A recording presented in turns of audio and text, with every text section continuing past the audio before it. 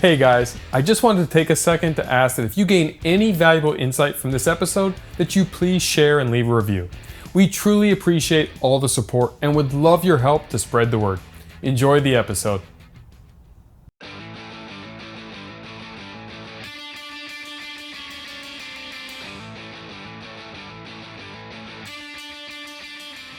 A mutual friend of ours, David Meltzer, he used to have this saying. Gratitude guy. The gratitude Every guy. single night before I go to bed, I say thank you and wake up. Thank you. Thank you, Dave Meltzer. So you do follow that. Of course I do. That is wonderful. Absolutely. Did you download the app? Well, Dave and I go way back, so he's always in my head. Fair enough. But when I was younger and I was interning in his companies in middle school and high school, he used to have this saying, make a lot of money, have a lot of fun, help a lot of people. Right. In that order. Right. Excuse me, I reversed it. It used to be help a lot of people, have a lot of fun, make a lot of money in that order. Fast forward a decade later, it changed to make a lot of money, help a lot of people, have a lot of fun. And I asked him, why did you switch the order? Because it felt icky to me when I first saw it. And I'm like, well, this doesn't make sense. Like, you're a philanthropist, a humanitarian, a giver, gratitude. And now you're all of a sudden moved making money from the last priority to the first one. And he said, if I don't make enough money, I can't help enough people. That's true. And when he said it at first, it didn't resonate, and then it really hit me. And I saw that analogy from the airplane, which is put your mask on before you help someone else. And it's so true. And by the way, it's like you have to fill your own cup first, like Les Brown says, and then you can feed the world with what flows over. And it's selfless to be selfish to do that. Because I know that if I can help everyone find success formula for them, and they become successful, I'm spreading happiness, I'm spreading joy. Yeah. And I'm doing something with a platform that I have and the people I have access to and my incredible relationships. So that's kind of what this whole show's about.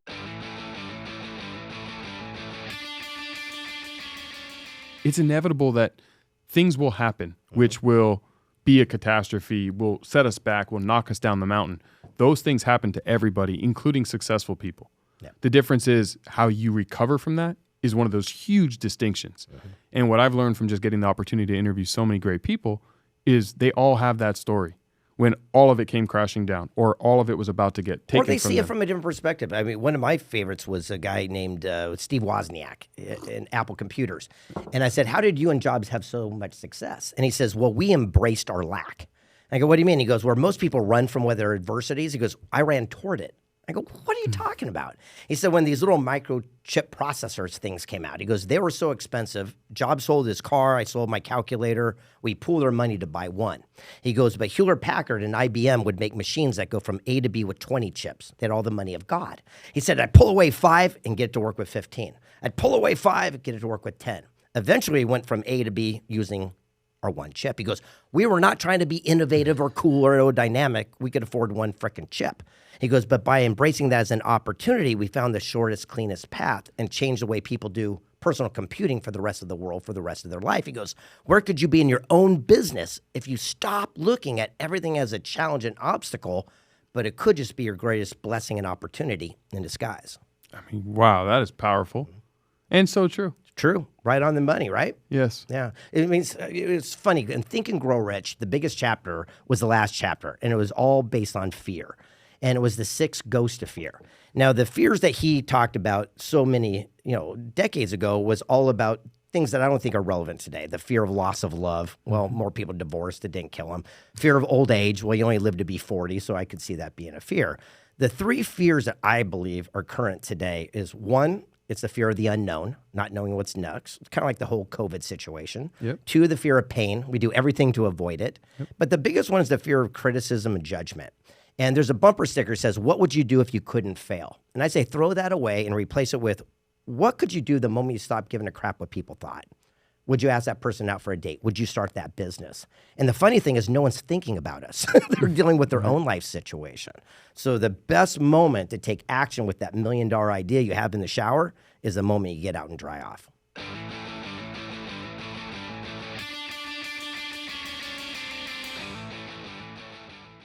It's easy to say, don't worry and care what other people think, but clearly they have that block. I got an answer for you. I want it. Surround ourselves with people that we have respect for and not people we have influence over. Surround ourselves with people we have respect for, not people we have influence over. Correct. Who's getting the results that you want for yourself? If you're a starving artist and hang out with other starving artists, you're going to bring each other down. If I was a brand new starving artist and knew nothing about art, day one, I'd go to a gallery, I'd sit out front, get a ham sandwich, and watch whose art was pulled off the table, whose art was being taken down from the wall. I would ask that person how they did it and seek that guidance. I think, unfortunately, most people don't seek a credible source. They see an Instagram image. You know, for example, of someone leaning against a Lamborghini, we'll all reach out to Mr. Lamborghini himself and get it right from the source. And if more people took the time and attention to ask where the other people got their information from before they took that guidance, their life would change accordingly.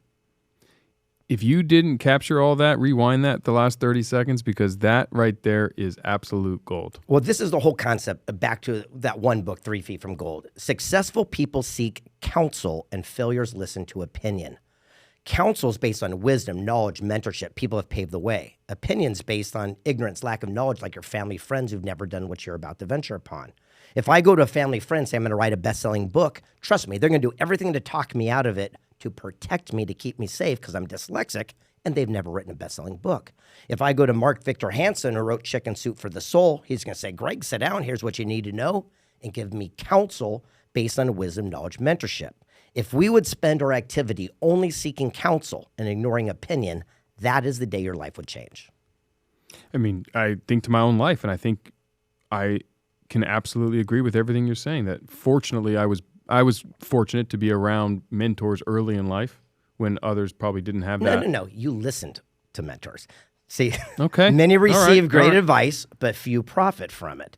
The greatest way we can honor our mentors is by taking action, and that's where you get more. When I wanted to be a public speaker, I hunted down Les Brown, legend. I said, Mr. Brown, just do me a favor. Give me one nugget, one thing I could do different in my career to make my speaking stuff better. And he said, okay, and he did. A month later, I hunted him down and said, Mr. Brown, I met you a month ago. I asked for a nugget. I did it. Here's my results. What should I do next, sir? What's the chance of that guy giving me the next golden nugget? 100%. That's the difference between most people. I guarantee the only thing that separates you from most is you did something. I mean, I guess I would have to go back and ask them, but I think you're right. I mean, one of my core values is taking immediate, decisive action. If I'm going to do something, I do it. I don't wait. Right or wrong. Yes. How many times have we had $1 million idea in the shower? By the time we brush our teeth, it's down the drain. We see it 10 years on a billboard later going, hey, there's my idea. The only difference between you and them is one person acted. And it's the action in the law of attraction that makes our dreams a reality. Think it, feel it, get off your ass, take action you got to do. And the law of attraction is something that is so powerful when you really understand it. Law of vibration. Well, law of vibration, but the law of attraction as well. Well, it is. To me, it's all the same because you vibrate and you attract what you put out there. So I call it the law of vibration. Bob Proctor and I wrote a book called Think and Grow Rich, Thoughts Are Things. And we went on a journey and interviewed all these amazing people to go, how does your thoughts become reality? And we realized that thoughts are not things. If thoughts were things, I'd be a slice of pizza right now because I'm hungry, right? But my thoughts become reality by the actions in which we take. And we realize that we have 64,000 thoughts a day. Majority of them are called ants, automatic negative thoughts. They're the reptilian part of your brain to protect you, to keep you safe. So What's an example of one? Well, if you walked out of a cave, a dinosaur wouldn't eat you. So you want to protect yourself. In today's world, what we need to do is realize that if thoughts were things and most of them are ants, everything should be chaos around us. The only difference is our thoughts become reality by the actions in which we took towards those thoughts. Everyone's been on the freeway and someone cut them off and thought of doing something evil. The only difference between you and the one person with road rage is you didn't act on it. Fair. So 64,000 thoughts a day. Yep. Most of them are ants. Ants. We obviously choose what we take action to, and those are the ones that will manifest. That's our reality. That's our reality. Yep. So when you get those negative thoughts and those ants are crawling in your mind, do you give them the time of day? Do you immediately squash them? That's a great question. I have something called an APE, which means automatic positive experience. Okay. So to me, it's a song by Billy Joel. So if I'm driving down the road and someone cuts me off, and it takes training and it doesn't happen overnight, someone cuts me off, I go, you son of a, in the middle of the night, right? I go right to my song. But to me, in my head, imagine an ape standing outside an anthill and just squashing them suckers. So what happens is I realize if you don't do that, eventually, no matter how big the ape is, that many ants can overtake it. So I surround myself with people I have respect for, people I have alliances with. I ask them for guidance, them for their counsel. And by doing so, the positive thoughts are more strong than the negative ones.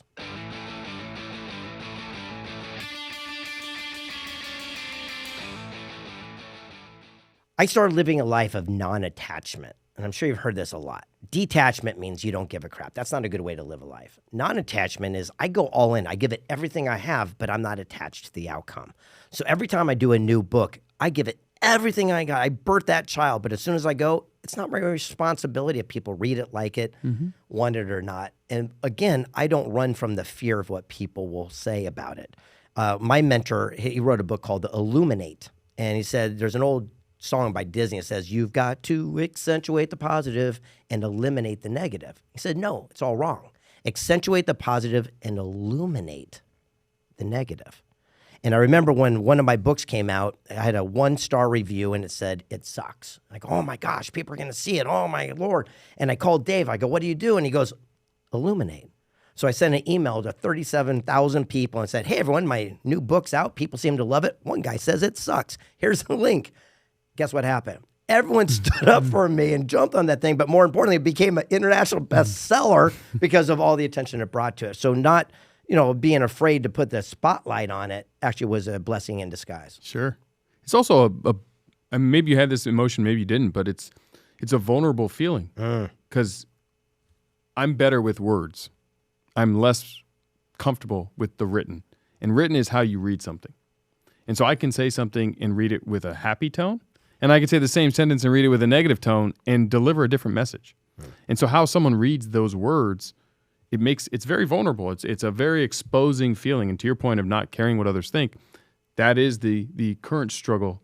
Even myself, I deal with it. And I'm sure you still sometimes have to deal with it. Well, I'm not responsible. I do care. I'm not responsible for their outcome. And we also have to be careful in this chosen field of endeavor that we're in, because what we're saying right now could impact somebody 5 years later. They're going to meet you in the mall and say, hey, that one time I heard you and you said this impacted me. Yeah. So we have to choose our words wisely, and we also have to play God sometimes. I mean, my job is I get to travel the world to meet the most powerful and influential humans and then tell their stories in books and film. And I'll spend an hour, 3 hours with somebody, and then I reduce what they said to 60 seconds. Who am I to decide what the best, but it's the nugget that I took away. Sure. And that's what we have to live with.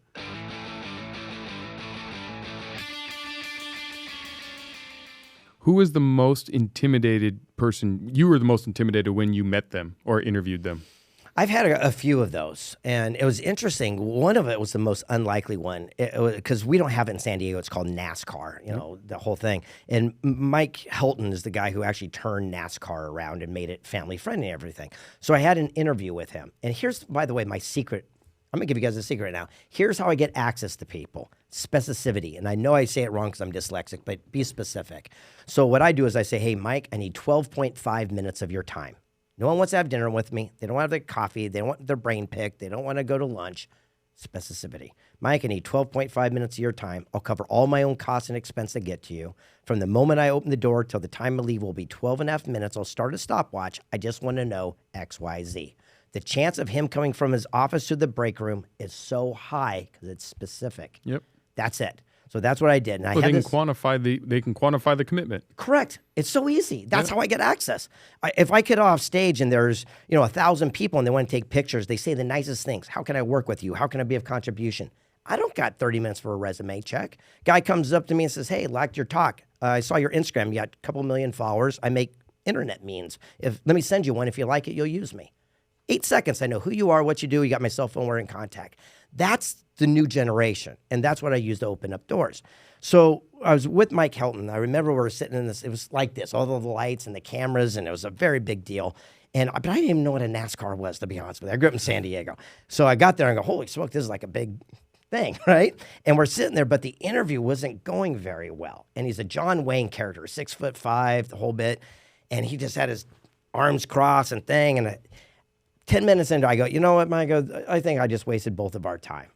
He goes, what? I go, I shouldn't have come here. I go, this is the worst interview I ever did in my life. And he goes, huh? And I go, yeah, I'm done. And I stood up and started taking off my microphone. And I wanted a pattern interruption. I go, hey, Mike. And he goes, what? I go, hey, the first time they give you the big cardboard check, for like $1 million, you did something good. I go, what'd your mom say? You know what? She told me to take out the trash. She didn't care. But my dad, he knew I was onto something, and he sat down, and he put his microphone back on. And then all of a sudden, he says, you know how NASCAR became NASCAR? I go, what? And he reached into his pocket, and he pulled out this piece of paper, and it was all tattered, like falling apart. And he gently opened it up. He goes, this is the whole blueprint. He goes, I carry this with me every single day, and this is what it is. It's called the Cowboys Ethics. And it says, speak less, say more. Ride for the brand. Do what's right. And he says, I knew that the Winston Cup was promoting cigarettes, but kids were coming in, so we made M&M a sponsor. And we switched everything around and started doing everything all based on this stuff. And everyone in the room was gasping. And I was like, what's going on here? And then we did our interview. It was one of the best ones I ever did. And I was walking out, and the vice president of NASCAR pulls me aside and says, I've been working here for 25 years, and I never knew he had that in his pocket. Wow. Isn't that great? That is great. That is great. And all because you almost ended the interview. I had to do a pattern interruption because I could just feel it was, he was so big and strong and in his element, in his turf. It was just, you know what I mean? Yeah. It's just, I had to pattern interrupt sometimes. That's all we got to do.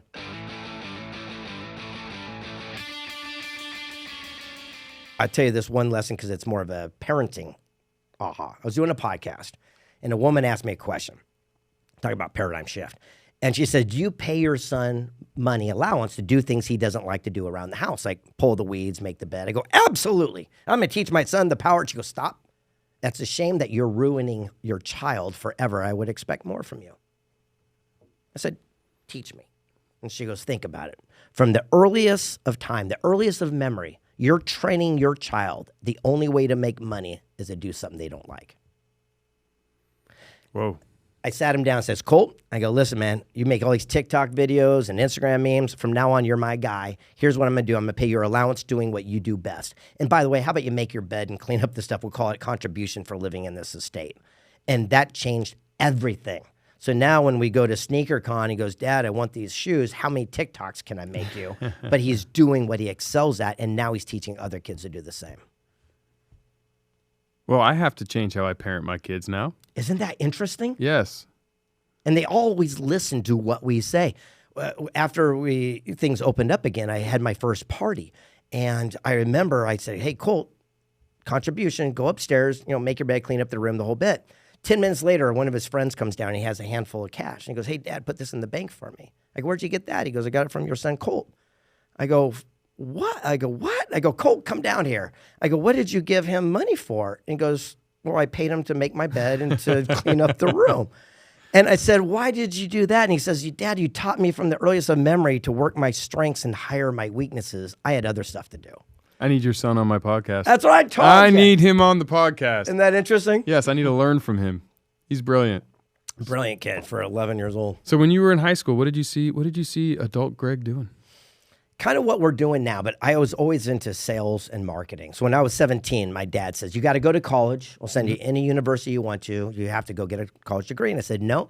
I go, I want to go get into sales and marketing. And I remember I was walking out, and it was like a scene of The Jerk. It was an old movie from back in the day. And I had my pillow and my blow dryer, had hair at the time. And he sat there and looked at me straight in the eye and says, son, you're never going to make money talking to people. And he closed the door on me. Next year, I made my first 6 figures, and I sent him a copy of my W-2 and said, Dear Dad. Right? And now it's the joke of the family because obviously that's what I do. Yeah, you do all right. Yeah. So I had a similar influence. My mom and dad, I have Jewish parents, and they said very clearly, you can be anything you want as long as it's a doctor or a lawyer. Pick. So naturally, school and education was forced upon me. So I understand that. But sales and marketing is, everyone should be learning sales. They don't realize that even if you are a receptionist at a dental office, you're in sales. Period. Everybody is in sales. And the really smart, successful people understand that and use it as a strength, regardless of whether or not they actually sell a product or service for currency. Correct.